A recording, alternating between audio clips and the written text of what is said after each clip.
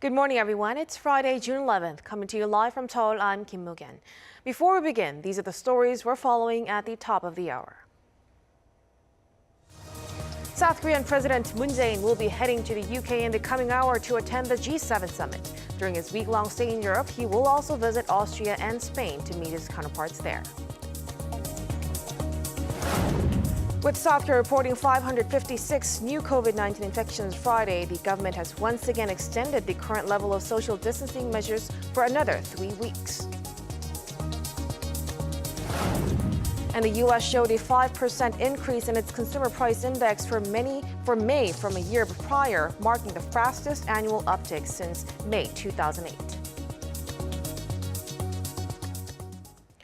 Our top story this morning, President Moon Jae-in will be heading to the UK in the coming hour to attend the G7 summit.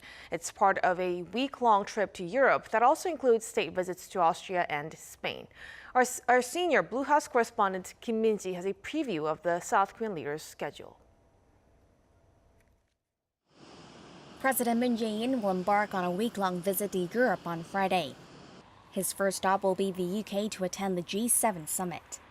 It's Moon's second invitation to the G7, but his first time to attend, as last year's meeting was cancelled due to the pandemic. Moon's official itinerary will start Saturday local time when he will attend an expanded session on healthcare and hold a string of bilateral meetings. Those include sit-downs with his counterparts from the UK, Australia, and the European Union. As for a possible trilateral summit between South Korea, the US, and Japan, Seoul's top office says no consultations are underway to hold one, although it didn't rule out the possibility of unofficial talks on site. On Sunday, Moon will attend 2 more expanded sessions related to the economy and climate change, where he is expected to share South Korea's experience with its Digital and Green New Deal initiative. On Sunday evening, he will make a state visit to Austria. Moon will become the first Korean leader to make a formal visit, and it comes ahead of the 140th anniversary next year of the two countries establishing diplomatic ties. Moon will have a summit meeting with Austrian President Alexander Van der Bellen and Chancellor Sebastian Kurz to discuss ways to boost cultural and educational exchanges, as well as to step up cooperation on climate issues and to prepare for a green recovery from the pandemic. He is also expected to meet with political leaders during his stay. The last leg of his trip will take him to Spain for a state visit. He will have talks with Spanish King Felipe VI and Prime Minister Pedro Sanchez. The two sides marked 70 years of diplomatic ties last year. Discussions will likely center on how they can work together to overcome COVID-19, foster a stable trade environment, and develop eco-friendly industries. He is also scheduled to take part in business-related events in Madrid and Barcelona. The top office says Moon's invite to the G7 reflects South Korea's increased global status, and that the trip to Europe marks a resumption of face-to-face summit diplomacy, which had been halted amid the pandemic. Moon will return to Seoul next Friday. Kim Min-ji, Arirang News. Meanwhile, in their first ever face-to-face meeting, the leaders of the United States and Britain have renewed the historic Atlantic Charter of 1941, which was the blueprint for emerging from World War II. They both stressed the need to ensure democracies, starting with their own, can tackle new global challenges. Kim Hyo-san reports. The US and UK have signed a new Atlantic Charter, one more tailored to the 21st century. The move came Thursday during the first face-to-face meeting between US President Joe Biden and British Prime Minister Boris Johnson in the UK ahead of the G7 summit. The allies aim to take the role of global leaders to tackle the world's biggest challenges. Today, we build on that commitment with a revitalized Atlantic Charter, updated to reaffirm that promise while speaking directly to the key challenges of this century: cybersecurity, emerging technologies, global health, and climate change. Prime Minister Johnson also hailed the charter, underscoring that their bilateral relationship is important for global prosperity and security.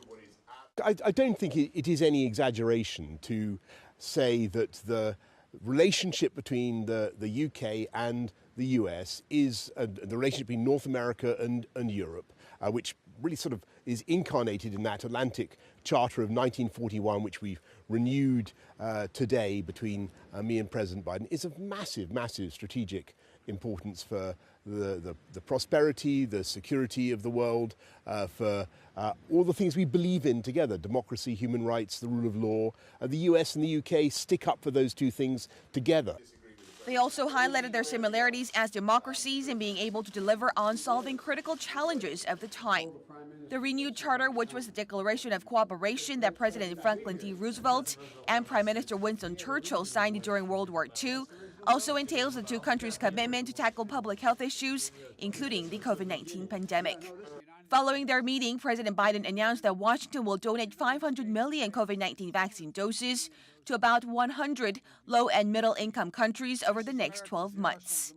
The accord also entails support for NATO and puts emphasis on opposing election interference and disinformation campaigns. Kim Hyo-sun, Arirang News. In other news, South Korea reported 556 new COVID-19 cases Friday, falling below the 600 mark for the first time in 3 days. Of the new cases, all but 15 were locally transmitted. 2 more people have died of the virus, bringing the death toll to 1,981.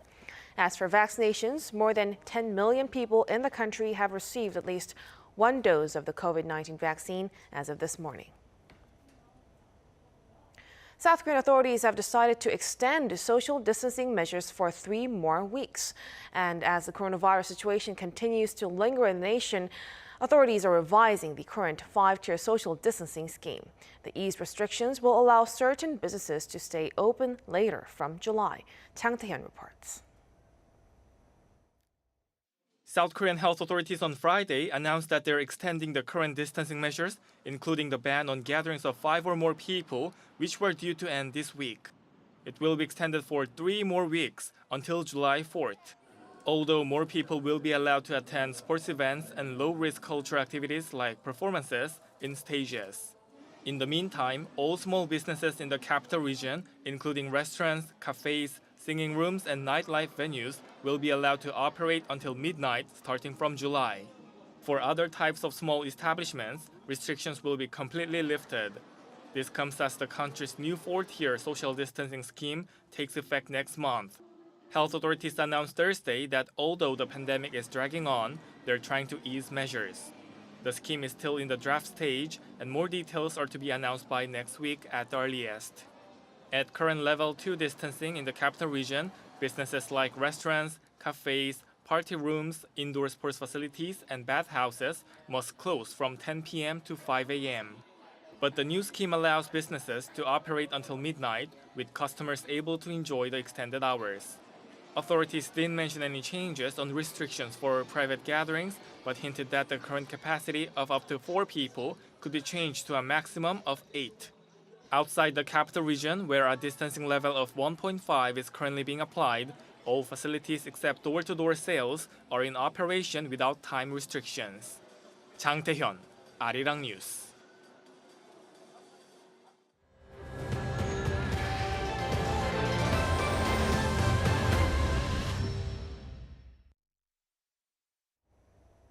The South Korean economy is continuing to see recovery signs thanks to rebounding consumption and strong exports.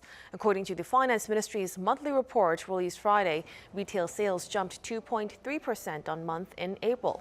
Facility investment, employment, and exports all enjoyed a steady recovery. Of them, exports saw a bumper 45.6% on-year growth in May. The ministry attributed the strong exports to the improving global economic situation amid the vaccination drive.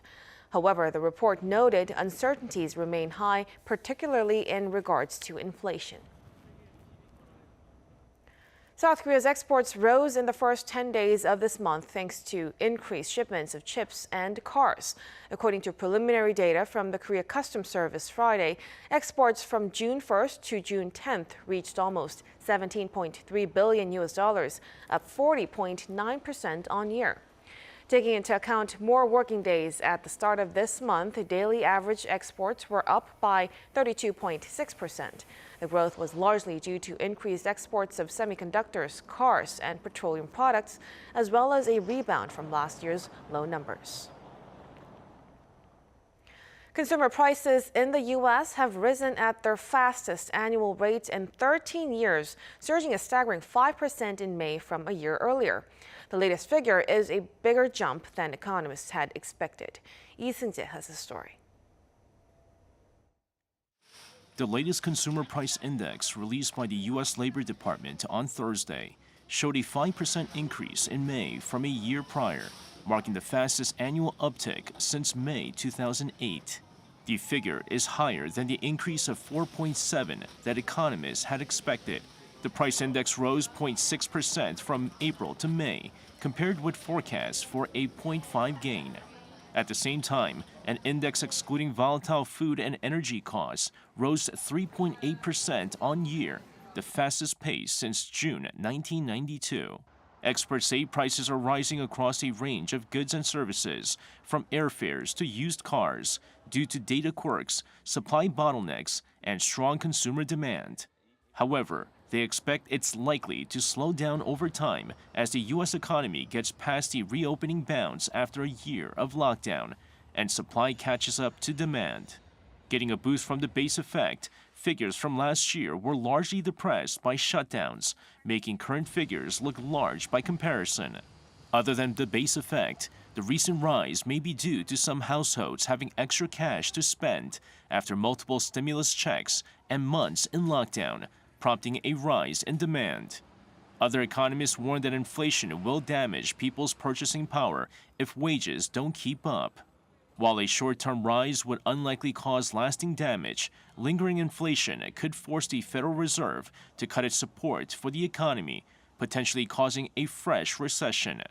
They added the Fed is likely to start tapering discussion as a way of safeguarding inflation expectations against higher price readings. Lee Seung-jae, Arirang News. The European Central Bank has left its key interest rate unchanged at 0% in line with analyst expectations. The bank's governing council announced Thursday that rates will remain at their present levels until it sees the inflation outlook robustly converge to a level near 2%. The ECB also expects to maintain asset purchases under the Pandemic Emergency Purchase Program at the current level it implemented in March. The bank also expects GDP to rise 4.6% this year and 4.7% in 2022, both upward revisions.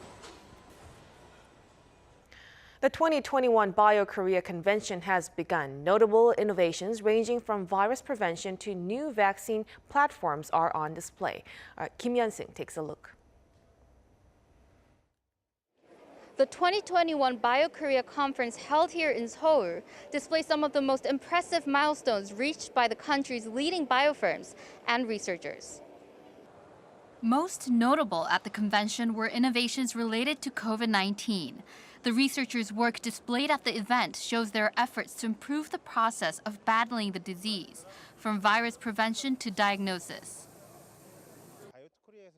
Biot developed a robot that medical workers can use during COVID-19 testing to extract specimens from the testees without any contact. It diminishes the risk of infection, lessens the pain of testing, and is much more affordable compared to competing products. New technology could give South Korea the ability to spearhead vaccine development in a potential future pandemic, with the government directing funds to the long-term research of domestic vaccines.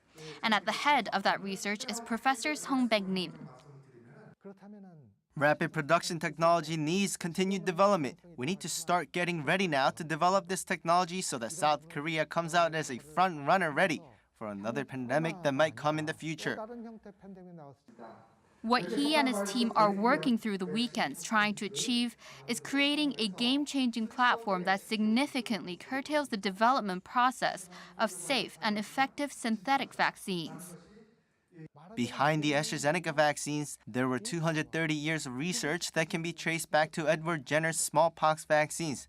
We can't put in 200 years, but what are we Koreans good at? Shortening and speeding up the process. I think building this platform will be possible in 20 years. The BioKorea Convention is being held at COEX in southern Seoul until this Friday. Kim Yeon-sung, Arirang News. The horrific building collapse that left the whole nation in shock earlier this week. Those feeling immeasurable pain are the families of the victims. Han Sung-woot has the story. It was a disaster that should never have happened. Several of the 9 bus passengers who died in Wednesday's tragedy were laid to rest at Chosun University Hospital's funeral hall. Among them, a teenage boy returning home from school and a loving mother. 아무 생각이 안 났을 뿐입니다. 그때 당시에는 눈앞이 하얀 그냥 백지장 같았어요. 그냥. The aunt of another victim at a different funeral home, tearful and denying the reality of the situation, questioned the safety precautions in place that led to a building collapse so close to a main road. For others like her, group memorial service is being held in front of Donggu District's town hall. Here outside the district office, mourners can gather until 10 p.m. every day for over a week to remember the innocent lives lost.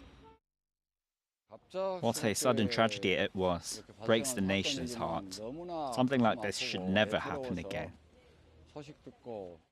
Wednesday's building collapse is the latest in a recent series of fatal safety accidents in South Korea that have left bereaved families desperately searching for answers. 한성우, Arirang News, Gwangju.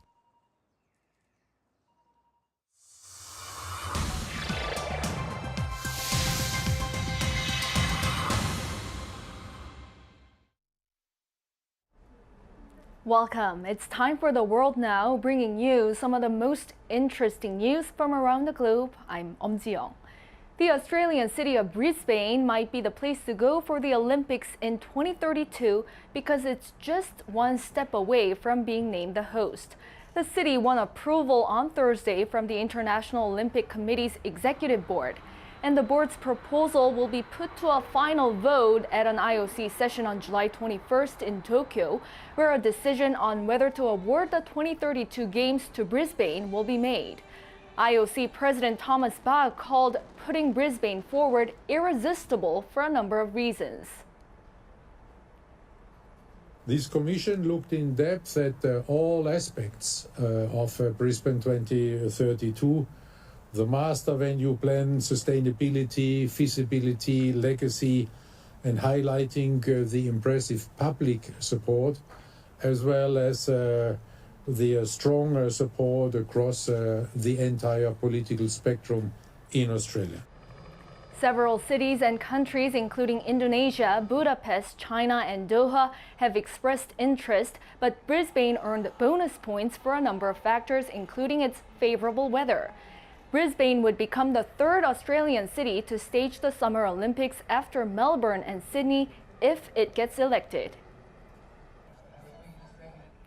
A sculpture very much like Mount Rushmore has appeared in Cornwall ahead of the G7 summit.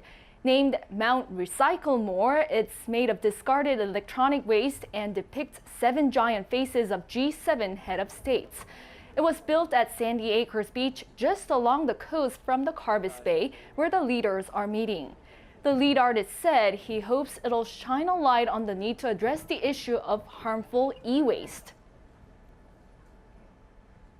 We have to deal with it as a human race. We have to deal with it, not as nations, where one nation is pushing it off to another nation to get rid of, and polluting all their land with it. This is why it's the G7 leaders. This is why it's here, is to get them all talking to each other. The United Nations report says around 53 million tons of e-waste was generated globally in 2019 and is likely to more than double by 2050, making it the world's fastest growing waste stream. Some viewers across the Northern Hemisphere might have witnessed the celestial show on Thursday morning, the Ring of Fire.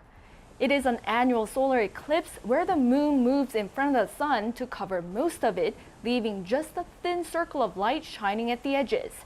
People in other areas would have only seen a partial solar eclipse where the moon only partly covers the sun, making it look like a glowing orange crescent.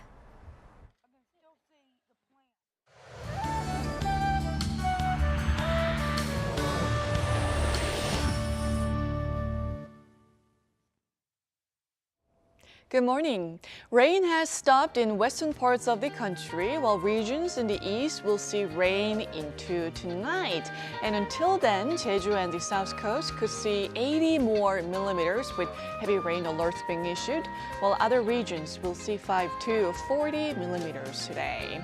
Well, it was pretty hot yesterday, but rain will put the brakes on the highs today. And those in the south will notice a huge drop in readings, as Daegu will only get up to 24 degrees Celsius this afternoon, but summer warmth returns at the weekend. For other regions, Busan will make it to 22 degrees Celsius, while Gwangju topping out at 24 degrees. Well, rain will come down on and off, so keep an umbrella with you today. Looking ahead, the first half of next week will be a scorcher with highs in the 30s here in the capital. Then rain is in the forecast at the end of the week. That's Korea for you, and here's a look at the weather conditions around the world.